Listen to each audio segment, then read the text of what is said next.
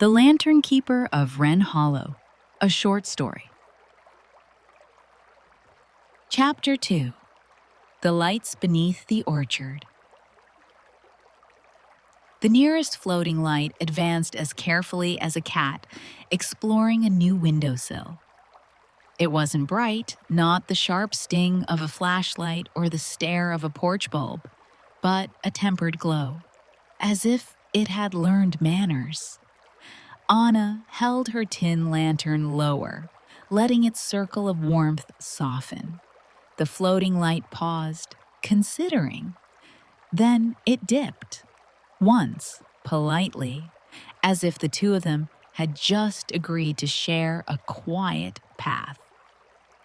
From the cottage doorway, the lantern-keeper watched with a calm that made Anna's shoulders loosen. "They won't crowd you," the keeper said. "They've learned better." "Walk on if you like." "Where will they take me?" Anna asked. "Nowhere. You aren't already going." It felt like the answer to an old riddle. Anna nodded and stepped into the lane cut between the apple trees. Frost glazed the fallen leaves. Each step made a crisp confession. The floating light matched her pace at a respectful arm's length, while others paced the rows beyond. 5, perhaps 6, their glow like punctuation marking the orchard's long sentence. "Are they—" She hesitated. Ghosts sounded melodramatic. Fireflies sounded naive. "Are they pieces of something else?" "Pieces of what we've given each other," the keeper said, latching the cottage door with a soft click. "They remember the shape of kindness. Enough repetition, and even light learns to keep a form." Anna walked. The air held the breath of apples and cold iron. Between the rows, she glimpsed a taller shape at the fence line. Burlap shoulders bound with twine, a slouched hat that captured the moon. A scarecrow, of course. Ordinary, except for the way the night seemed to lean toward it. The nearest light drifted ahead, inviting rather than insisting. The path bent gently toward the figure. "Is it all right?" Anna whispered. "If you greet it," the keeper said behind her. "It's very nearly a neighbor." Anna raised her lantern, and the tin-punched stars tossed faint constellations onto the scarecrow's coat. Up close, the figure was both humble and deliberate. Old denim, patched with newer cloth, a corduroy collar rubbed blonde with weather, twine knotted careful as knitting. Where a face should be, the keeper, or someone like them, had fixed a small oval of tin. Holes pricked the suggestion of features, more listening than looking. From one wrist trailed a thin ribbon of blue yarn, fluttering like a thought that hadn't quite landed. "Evening," Anna said softly, in the tone one uses for a sleeping house. "You've got company." The scarecrow, being a scarecrow, said nothing, but the floating light beside her tipped, a small bow, then rose to hover by the brim of the figure's hat, casting it in a dim halo. "For whom does it stand?" Anna asked, half to the keeper and half to the orchard. "For whatever we put down," the keeper said. "It holds what we cannot carry into sleep." The farmers used to leave a small weight at its feet. Stones, buttons, a stubborn seed. So morning would return with 2 hands free. Anna considered the ribbon. On an impulse that felt both respectful and ordinary, she set her lantern at her boots and knelt. The twine at the scarecrow's wrist had loosened, the bow sloppier than the rest of its tidy outfit. She retied it, square and snug, and tucked the blue yarn through so it wouldn't snag on a branch. "Better," she murmured. The orchard shifted. No breeze, just that sensation of a room agreeing with you. The light near the hat brightened briefly, then settled. "Come," said the keeper, "before the frost bites." They returned to the cottage. Anna felt as though she'd been given a library card to the night. On the table, the keeper set a small jar labeled "Quiet Courage" and measured out a teaspoon into her cup. The tea smelled of apple peel and something gentle as time. "Lanterns and scarecrows," Anna said, warming her hands. "What else waits here that won't startle me?" "Most things that matter don't startle," the keeper said. "They arrive with their hats in their hands." Anna laughed. It felt like a door opening in her chest. They drank in companionable silence. When the kettle hissed itself empty and the lanterns beyond the window eased farther into the orchard, Anna stood. "Do I owe you for the tea?" she asked. "A story will cover it," the keeper said, as if naming a common coin. "A kind one, about yourself. All truth, no lies." Anna thought for a moment. "I drove here because I forgot how to rest without earning it. I keep lists so long they circle back and trip me. I like the smell of old books and clean wool. I'm not brave at night, but I try not to lie about it." The keeper's smile moved like lamplight over polished wood. "Paid in full." At the door, Anna hesitated. "Will the lanterns follow me home?" "They don't follow," the keeper said. "They accompany." The distinction eased something she hadn't known was tight. She stepped into the orchard again. 2 lights floated just far enough ahead to make the path look chosen. At the fence, the scarecrow kept its patient watch, hat-tipped, in what the night might call a nod. Anna slept that evening like someone who had left her heaviest thoughts at a neighbor's, to be returned in the morning, washed and folded. In daylight, Wren Hollow pretended to be ordinary. The post office cat, Valencia, resumed her position on the stamp scale. Children hopped the curb with pockets full of acorns. Mr. Bell at the library affixed an oak leaf stamp to Anna's new card and slid a bowl of butterscotch her way. She took one because the sign said, "Take 1 or 2 or 3. Stories are easier when the mouth is sweet." "Looking for anything particular?" Mr. Bell asked. "A book about your orchard," she said, "or your scarecrow." "Ah," he replied, pleased. He vanished among the stacks and returned with a thin volume, whose cloth spine had turned the color of tea. "The Watchers of Wren Hollow, an Oral History." The gold letters, rubbed by time, winked in the window light. "It won't tell you what to think," he warned gently. "It only remembers what people said." "That might be better," Anna said, and meant it. She read it that afternoon on the porch, feet tucked under a blanket, the river's voice translating the day into a long paragraph.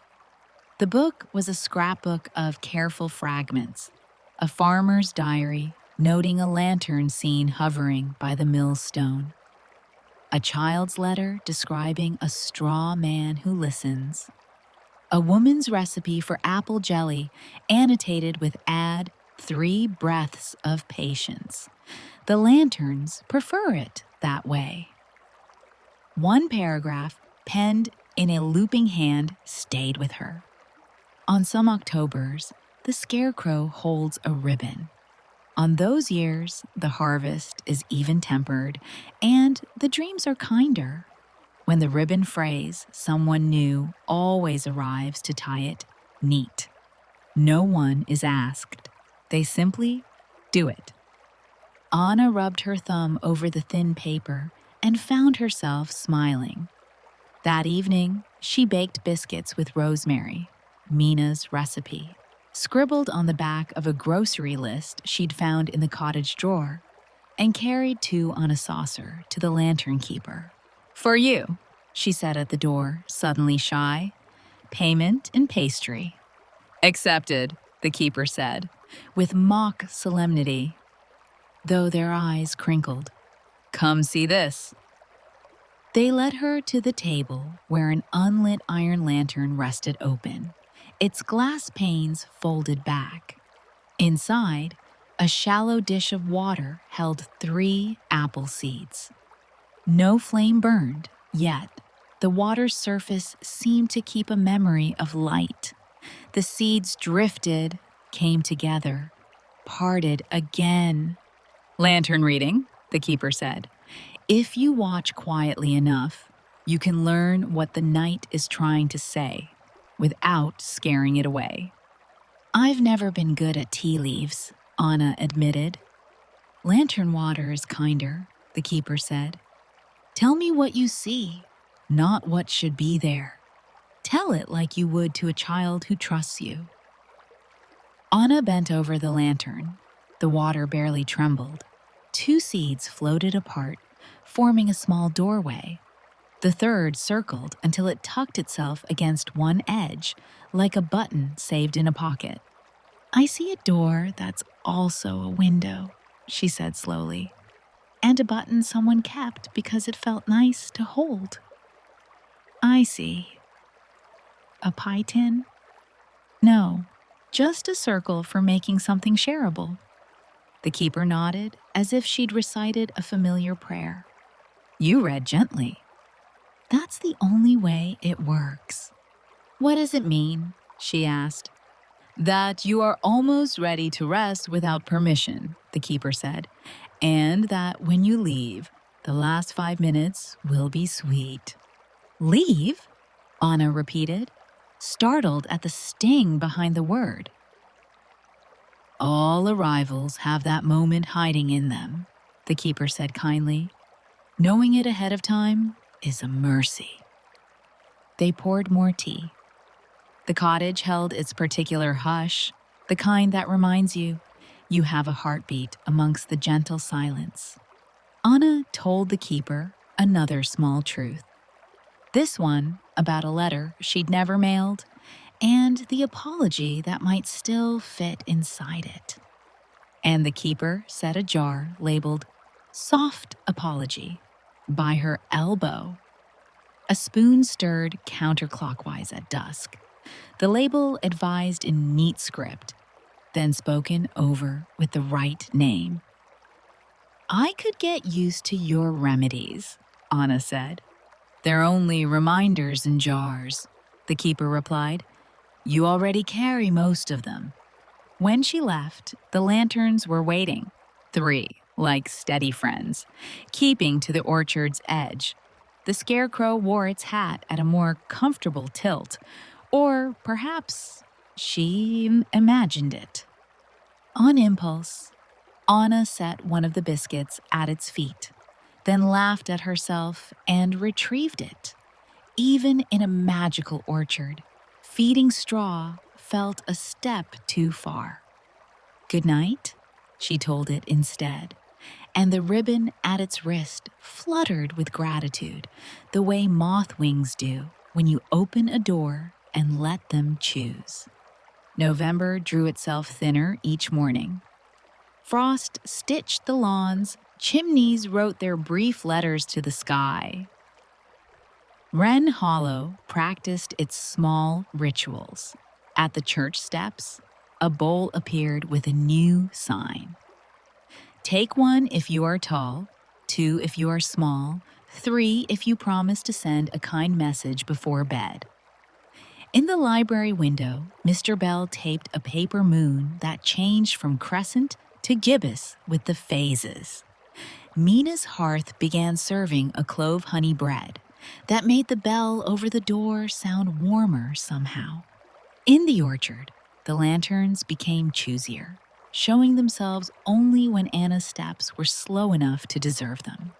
She adjusted, learning the pace of a place that hated to be hurried. Some evenings, she found a glow perched on the fence post by the scarecrow's shoulder, balanced like a patient bird. Other nights, the orchard was lanternless and entirely fine with that. The scarecrow remained steady as a punctuation mark. Once, walking later than she meant, Anna glimpsed a second figure at the far limit of the rows, taller than the scarecrow. Not straw still, but human still. The kind of stillness people wear when they're listening to something inside themselves. Before she could lift her lantern to see more, it blended into shadow. A lantern drifted in that direction and vanished, as if absorbed. The next day, she asked the keeper, "Does anyone else come out here at night?" The keeper considered. A town has more night walkers than it admits. Most are thinking careful thoughts. Some are busy not crying. A few are stubbornly unhaunting themselves. Wren Hollow leaves the path clear for all of them. Anna didn't press, but her skin kept the prickle of that second shape, like the memory of a cool ring. That evening, she brought a spool of blue yarn to the orchard. The ribbon at the scarecrow's wrist had begun to fray. The last knot she'd tied held, but the tail looked fretful. She retied it with a new loop, double bowed. "There," she said. "You're good for another season." A lantern brightened at her right shoulder. Another slid into place at her left. The orchard, pleased, made the hushed sound of pages turned carefully with clean hands. "Tell me something," Anna said, standing. "Am I talking to straw?" The keeper, who had arrived without steps, or with such quiet steps they might as well have been none, said, "You're talking to yourself, and the orchard is listening." Anna grinned despite herself. "That's unnervingly accurate." "Most true things are," the keeper said. They began walking back toward the cottage. As they reached the edge of the rows, the keeper nodded toward a low, moss-licked stone half sunk in earth. "Millstone," they said, "once turned by the river, now used by the stubborn to sit and let their anger cool." Anna brushed her fingers over its rim. The stone felt both cold and kind. "And does it work?" "Often enough to keep it," the keeper said. "If the town stopped needing it, I'd be suspicious." They reached the cottage. The keeper paused at the threshold, fingers on the latch, and tilted their head, listening to a sound Anna couldn't quite hear. "What is it?" she asked. "Someone is coming," the keeper said. Not alarmed, not pleased, simply certain. "Best set an extra cup." They pushed the door open. The room took their shape the way water fits a cup. The unlit iron lantern on the table warmed by a fraction, as if remembering flame. Anna set a second cup beside her own. "Who?" The keeper smiled without showing teeth. "You'll see." Outside, along the pale stone path, a new light began to move. Brighter than the drifting lanterns, steadier than a candle. It drew closer with the quiet insistence of a promise kept late. Anna stepped to the window, breath fogging the glass as the glow came to rest at the cottage gate. A silhouette stood behind it, hat in hand, shoulders braced against the cold. The light flared once, washed the room in a brief gold, and settled. The latch lifted. The door began to open.